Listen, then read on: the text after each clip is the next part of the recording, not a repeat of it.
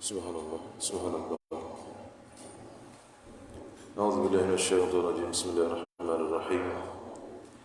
Assalamualaikum warahmatullahi wabarakatuh. Marilah sama-sama kita mohon taufik dan hidayah. Mudah-mudahan dikekalkan kita dengan taufik dan hidayah, dikurniakan husnul khatimah dan dijauhkan dari su'ul khatimah dengan keberkatan membaca kitab Al-Fatihah. A'udzubillahi minasyaitonir rajim. Bismillahirrahmanirrahim. Alhamdulillahirabbil alamin arrahmanir rahim maliki yaumiddin iyyaka na'budu wa iyyaka nasta'in ihdinas siratal mustaqim siratal ladzina an'amta 'alaihim ghairil maghdubi 'alaihim waladdallin.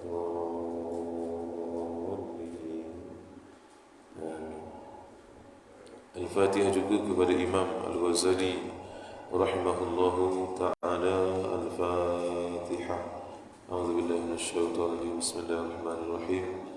Alhamdulillahirabbil alamin arrahmanir rahim maliki yaumiddin iyyaka na'budu wa iyyaka nasta'in ihdinas siratal mustaqim siratal ladzina an'amta 'alaihim ghairil maghdubi 'alaihim waladdallin.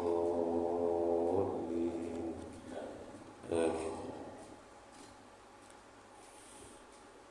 Alhamdulillahirabbil alamin.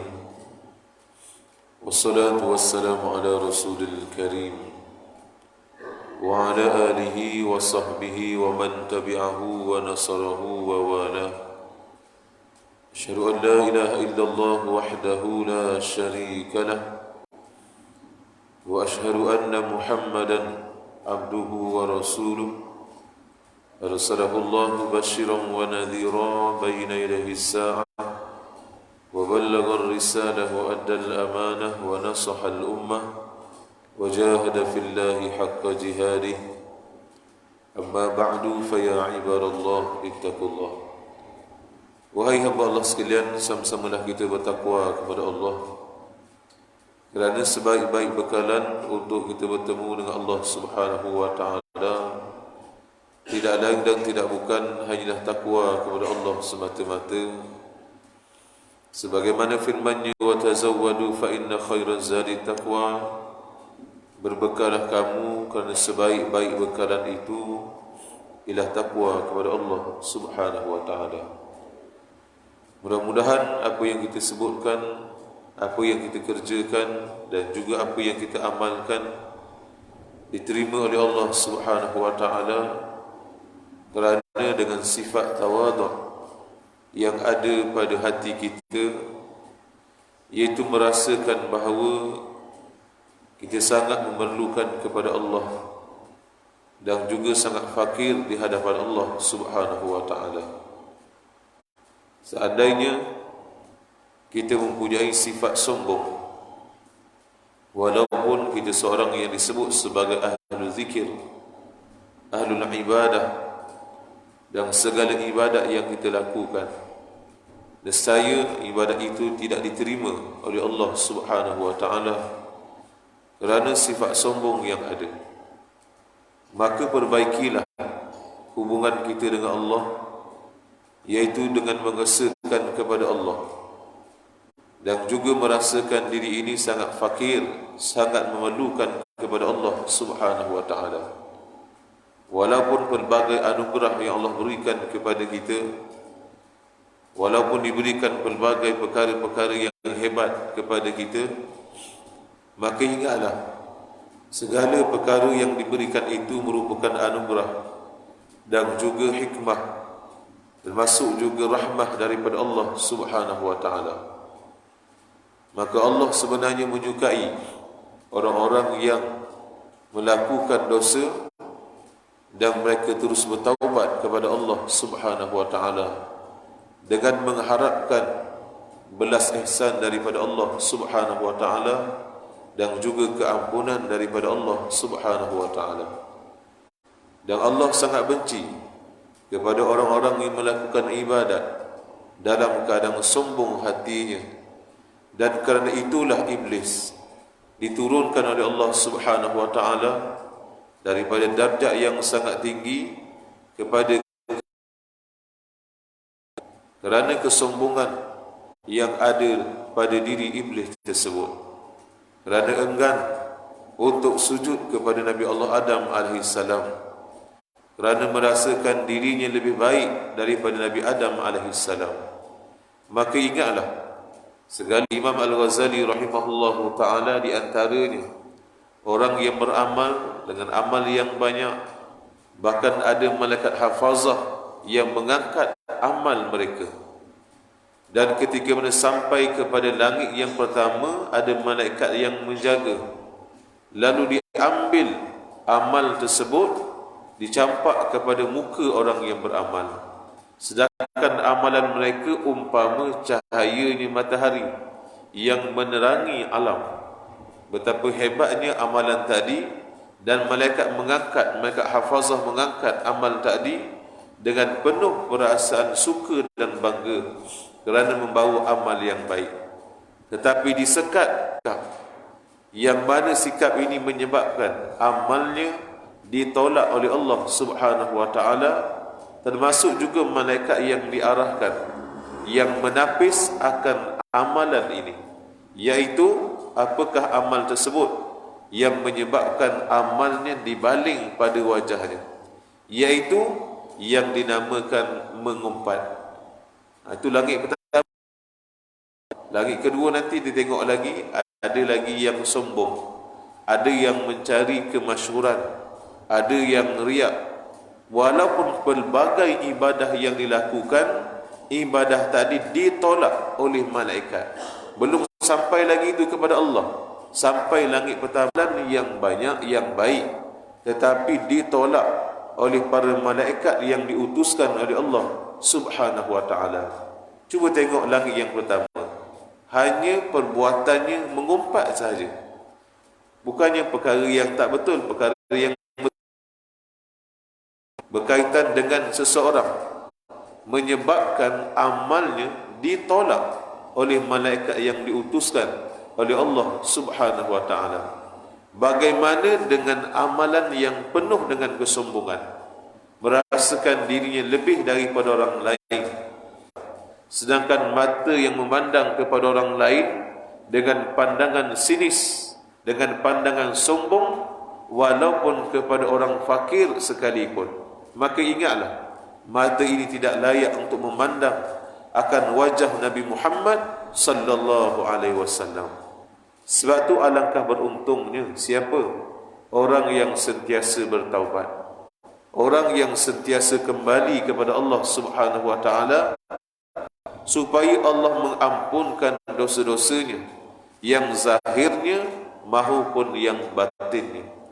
Di antaranya yang disebut sebagai yang zahir, dengan matanya, kedua telinganya, lidahnya, kedua tangannya, kedua kakinya, perutnya, apa ini memohon kepada Allah supaya diampunkan 7 anggota, iaitu matanya, telinganya, lidahnya, kedua tangannya, kedua kakinya, kemaluannya, termasuk juga dengan perutnya. Maka jangan abaikan, mohon ampun kepada Allah Subhanahu wa ta'ala tentang apa juga dosa yang kita lakukan, kerana kematian tidak menunggu kita, kerana kematian itu mengikut kehendaknya Allah Subhanahu wa ta'ala. Dan masuk lagi ke dalam hati kita ada penyakit-penyakit yang disebut sebagai sombongnya, riaknya, hasad dengkinya, dan juga cinta kepada amal tersebut ditolak oleh Allah Subhanahu wa ta'ala. Maka ingatlah bahawa orang-orang yang beramal, pastikan dia sentiasa membersihkan hatinya, yang mana sekiranya ada sombong, bersihkan. Ingatkan semula bahawa bukannya Tuhan, bahkan bukannya Tuhan, kita hanyalah hamba kepada Allah. Sami'na wa ata'na, kami dengar dan kami taat, kami dengar dan kami yakin apa jua yang datangnya daripada Allah Subhanahu wa ta'ala. Mudah-mudahan ada yang kita lakukan tanpa bertaubat kepada Allah, bahkan sentiasa melakukan dosa tadi berulang kali.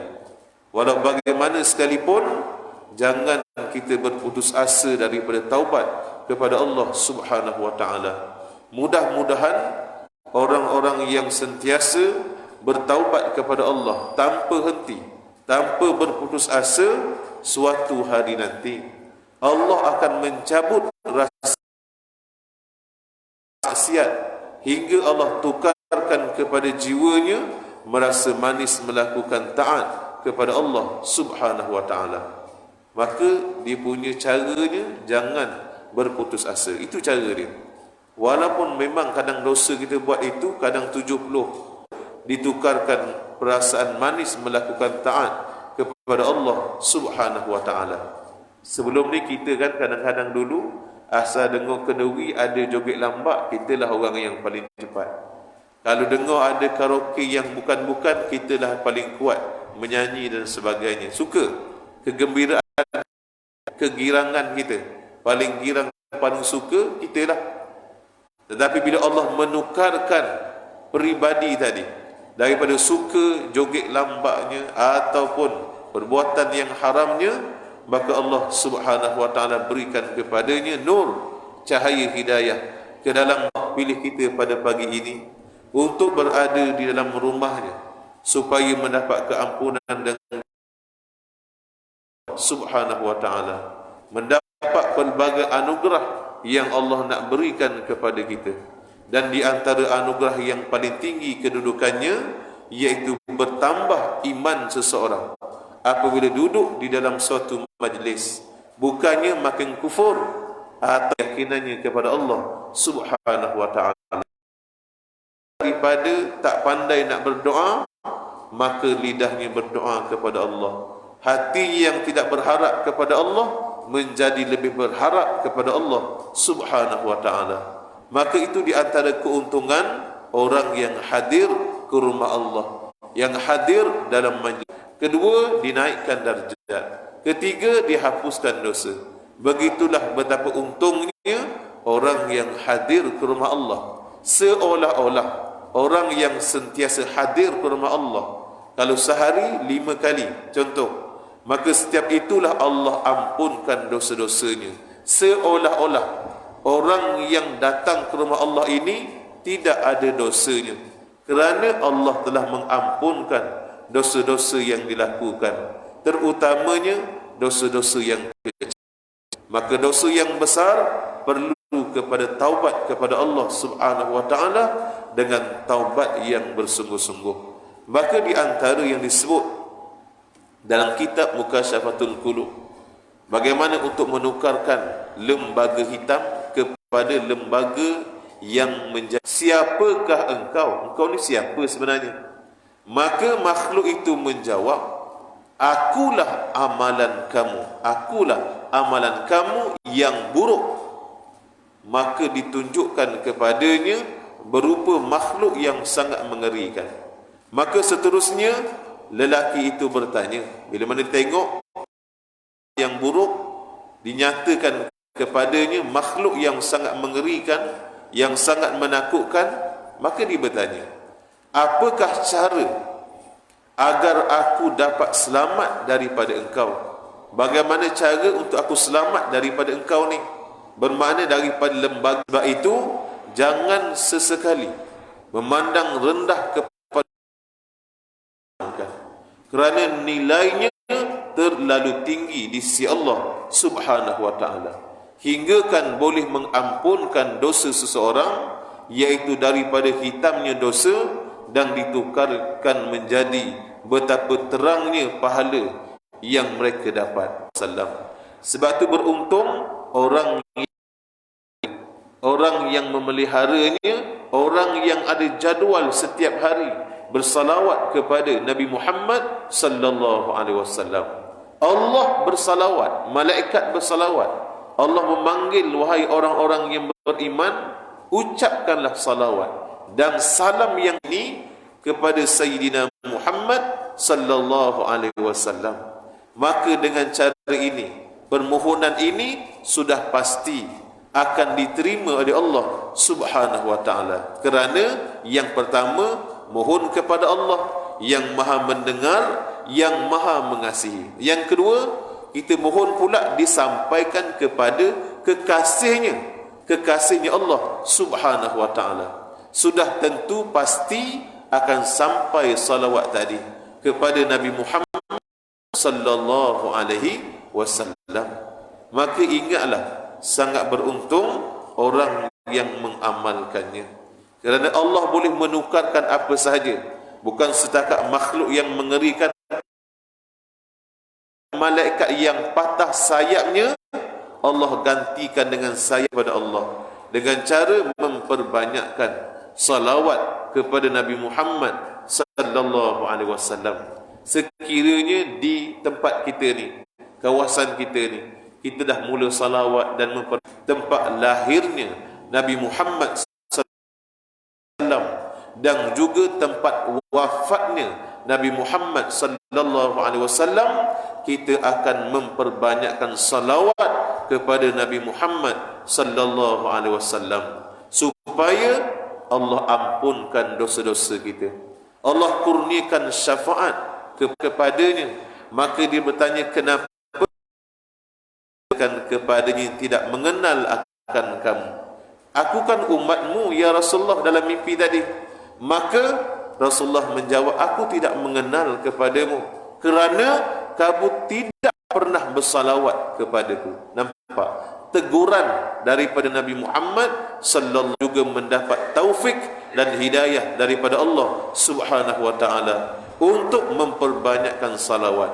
Kalau kita ni umur dah lanjut, umur kita dah dekat, kalau apa sedang di mana sahaja, pegang tasbih balik supaya nak memperbanyakkan salawat. Biar meninggal dalam keadaan memegang tasbih dan sedang bersalawat kepada Nabi Muhammad sallallahu alaihi wasallam. Itu cara untuk kita memilih kematian kita. Bagaimana kita hidup, begitulah kematian kita. Hidup kita ni banyaknya salawat, begitulah kematian kita. Akan meninggal dalam keadaan mencintai Nabi Muhammad sallallahu alaihi wasallam. Maka beruntunglah orang yang telah mengamalkannya dan orang yang telah istiqamah dalam melakukan kebaikan dan juga istiqamah dalam meninggalkan kebaikan. Cara yang pertama dan utama iaitu dengan kita memohon kepada Allah.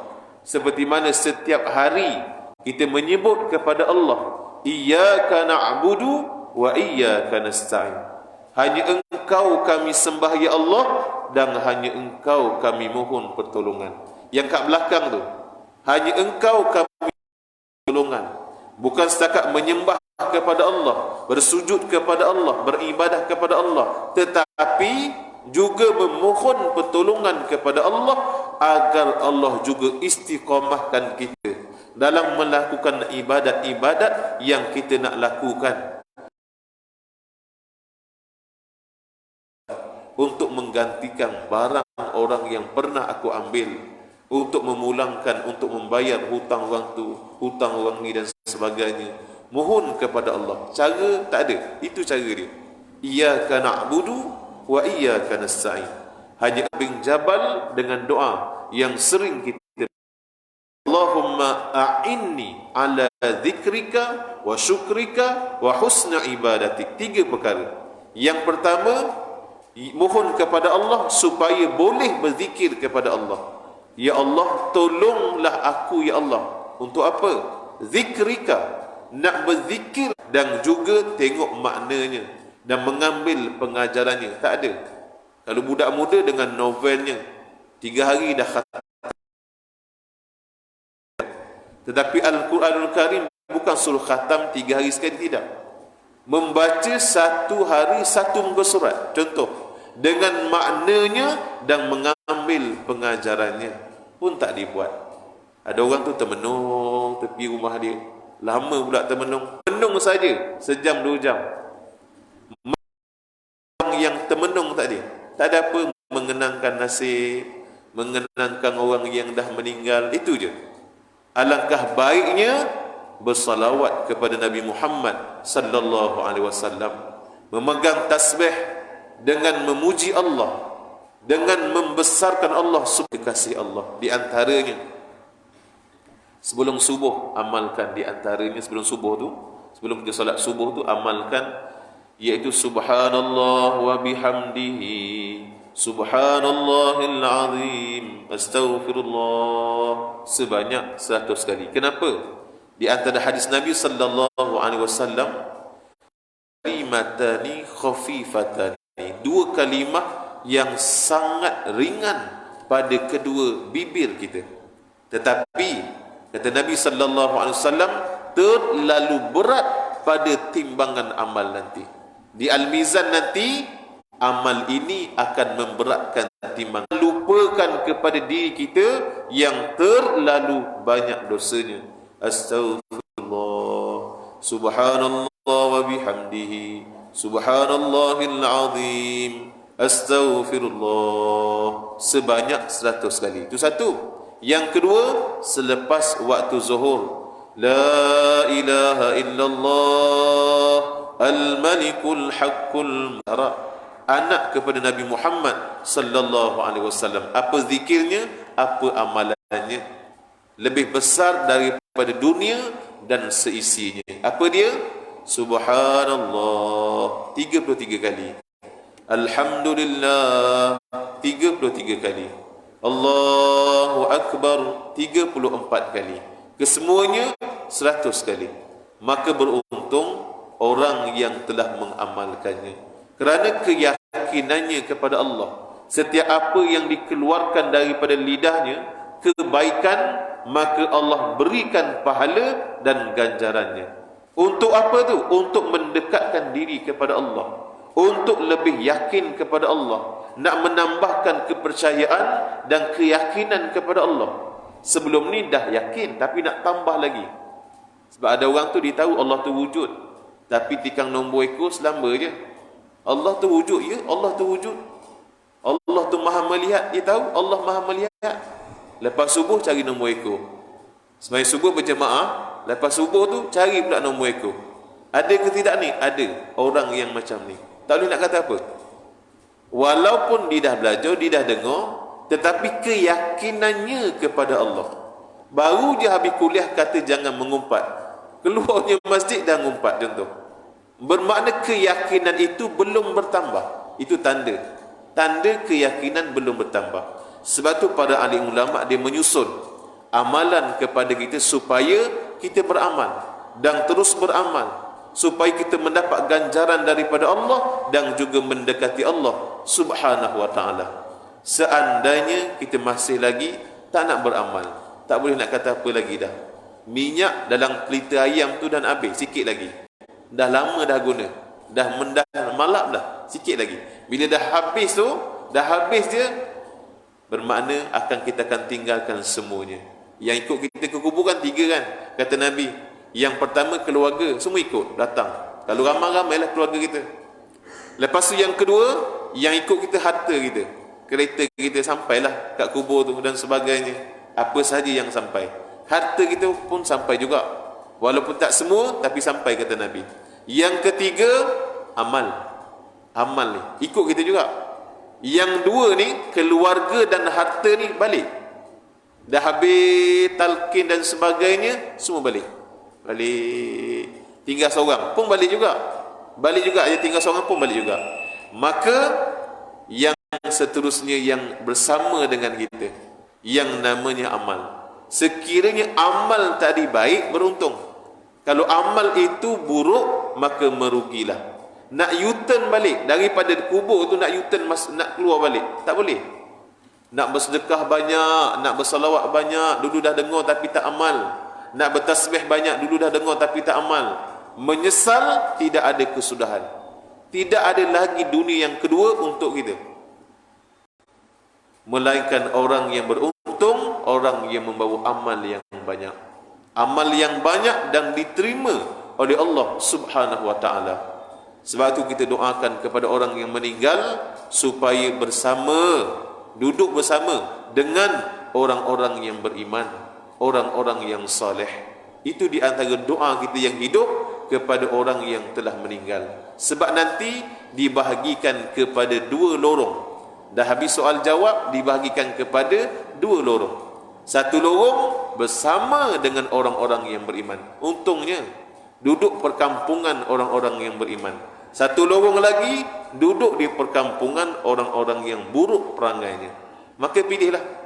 Bagaimana kita hidup hari ini, begitulah keadaan kematian kita, di alam barzakh kita, di yaumil mahsyar nanti. Soalannya akan balik kepada bagaimana kita hidup. Begitulah kematian kita, di alam barzakh kita dan di yaumil mahsyar kita. Sebab tu amalan yang paling tinggi kedudukannya tadi yang disebut ialah salawat kepada Nabi Muhammad sallallahu alaihi wasallam. Itu amal yang tertinggi. Seafdal zikir la ilaha illallah. Itu di antaranya perbendaharaan syurga ialah la haula wala quwata illa billah. Istana dalam syurga, setiap kali kita baca mendapat istana. Subhanallah walhamdulillah wala ilaha illallah wallahu akbar. Setiap kali baca dah tahu tapi tak amal. Yang ruginya kita. Sebab apa? Telah diajar, telah dididik, telah dibimbing, telah disebut, bahkan kita dengar, kita yang tak amalkan. Yang ruginya kita, kerana sibuknya lah hal orang lain. Dia melihat-lihat keaiban orang ni, tengok apa lagi aib orang ni, apa lagi dia punya jahat orang ni, apa lagi dan apa lagi.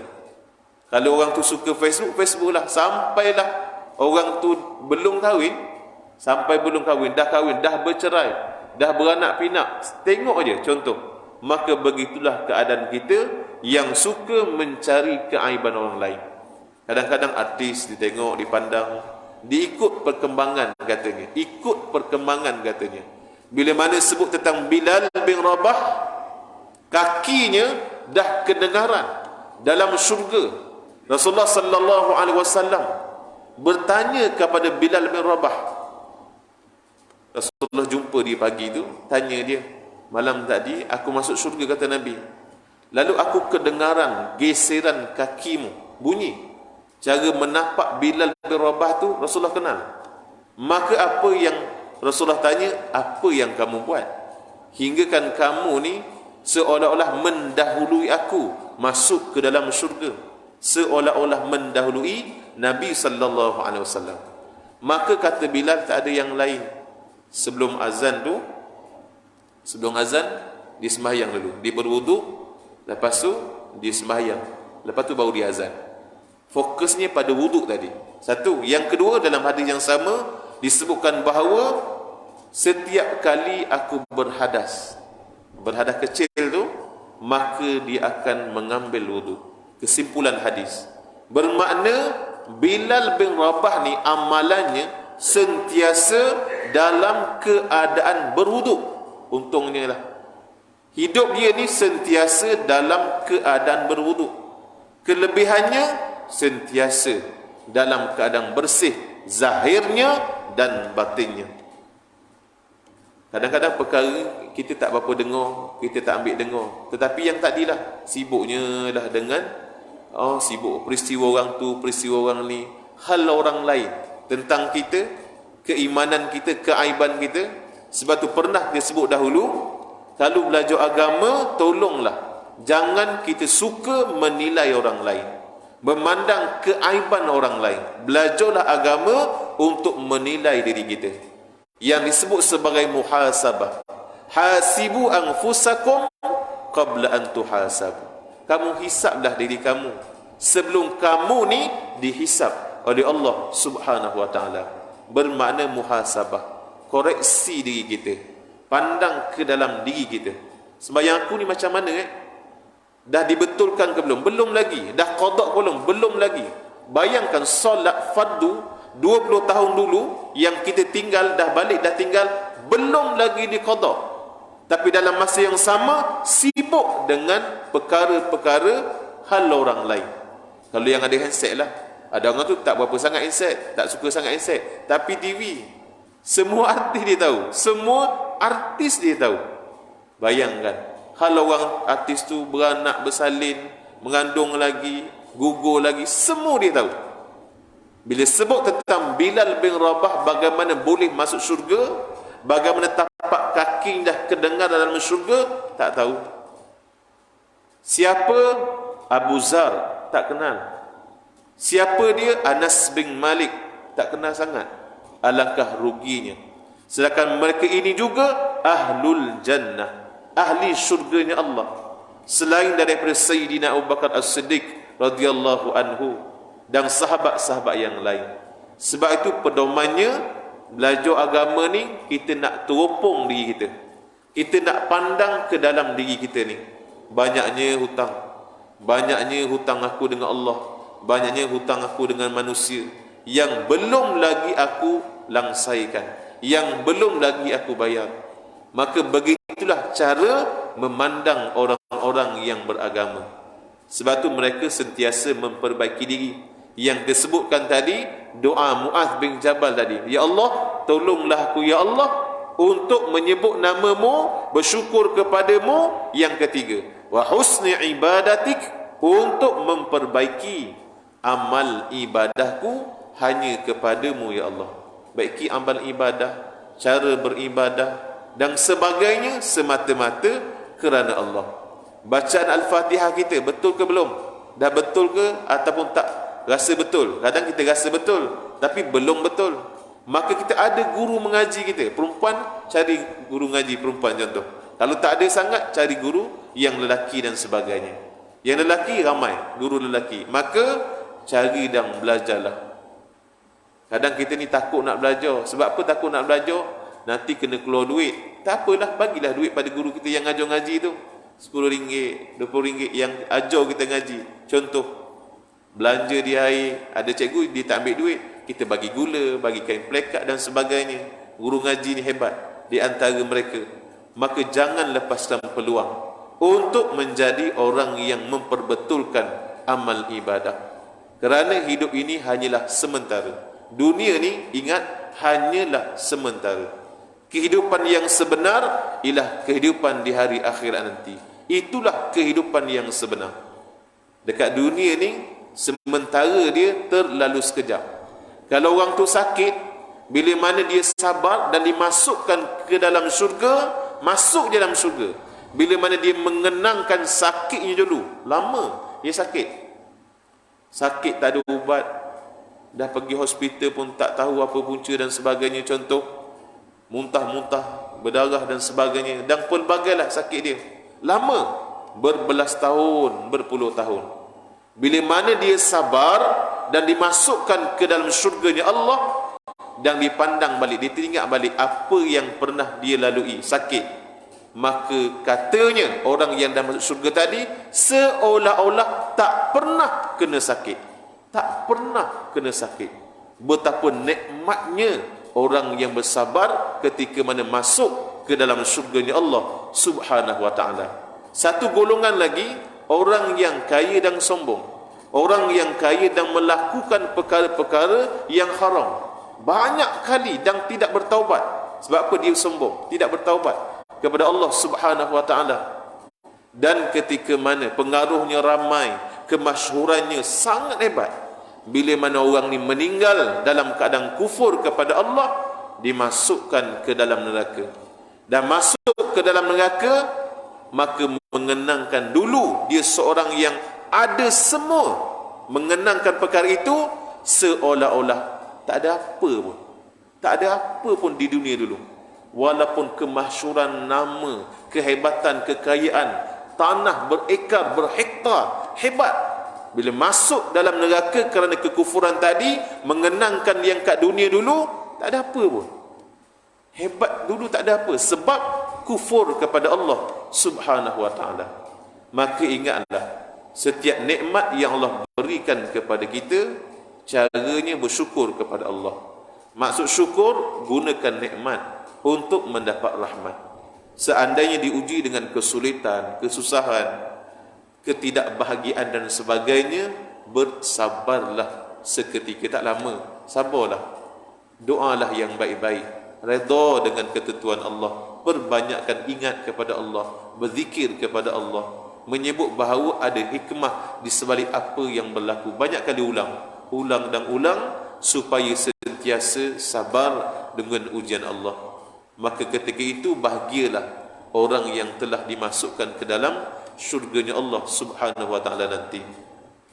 Jadi mudah-mudahan apa yang kita kongsi pada pagi ini, mudah-mudahan Allah Subhanahu wa taala berikan kebaikan kepada kita semua, kefahaman kepada kita semua.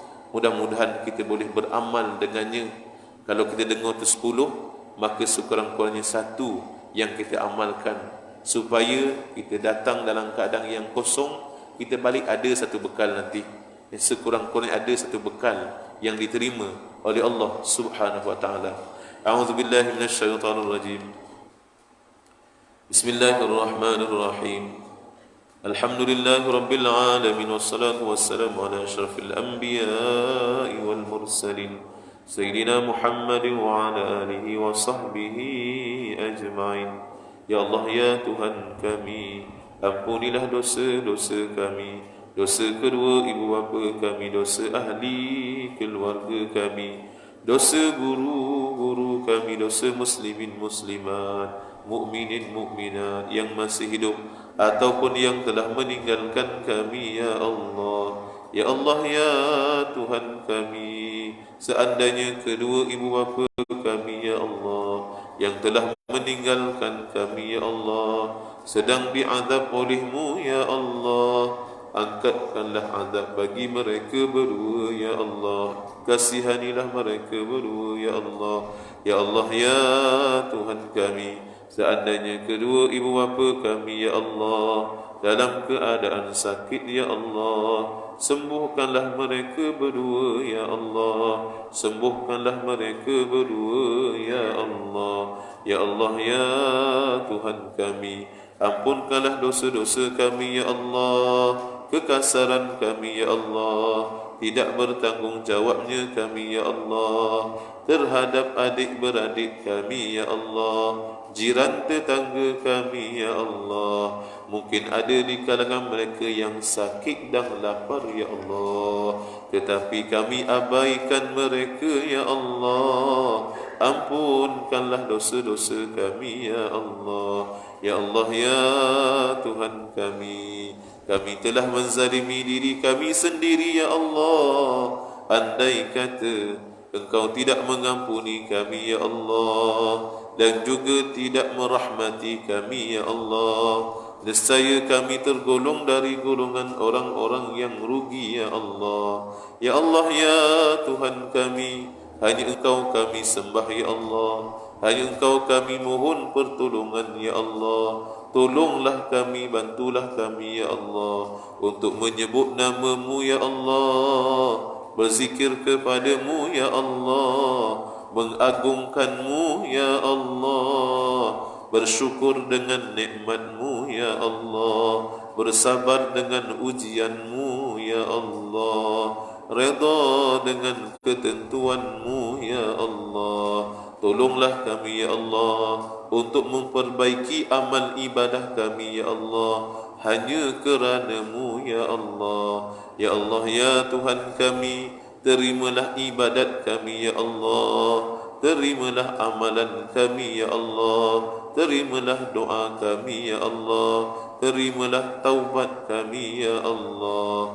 Rabbana atina min ladunka rahmah wa hayyi' lana min amrina rasyada. Ya Allah, ya Tuhan kami, berkatilah kami semua, ya Allah, berada pada bulan Rejab dan Sya'ban, ya Allah. Sampaikanlah kami semua, ya Allah, pada bulan Ramadan, ya Allah. Sampaikanlah kami semua, ya Allah, pada bulan Ramadan, ya Allah. Sampaikanlah kami semua, ya Allah, pada bulan Ramadan yang penuh dengan keberkatan, ya Allah. Rabbana atina fid dunya hasanah wa fil akhirati hasanah wa qina adzaban nar wa qina adzaban nar wa qina adzaban nar. Wa sallallahu ala sayyidina Muhammad wa ala alihi wa sahbihi wa sallam. Walhamdulillahi rabbil alamin. Taqabbalallahu minkum. Sekali salawat tafrijah bersama-sama, mudah-mudahan Allah berkati kehadiran kita. Allahumma salli salatan kamilatan wa sallim salaman tamman ala sayyidina Muhammadin alladhi tanhallu bihil uqadu wa tanfariju bihil kurabu wa tuqda bihil hawaiju wa tunalu bihil raghaibu wa husnul khawatimi wa yustasqal ghamamu biwajhihil karim wa ala alihi wa sahbihi fi kulli lamhatin wa nafasin bi'adadi kulli ma'lumin lak. Allahumma salli wa sallim wa barik alaihi wa ala alihi. Assalamualaikum warahmatullahi wabarakatuh.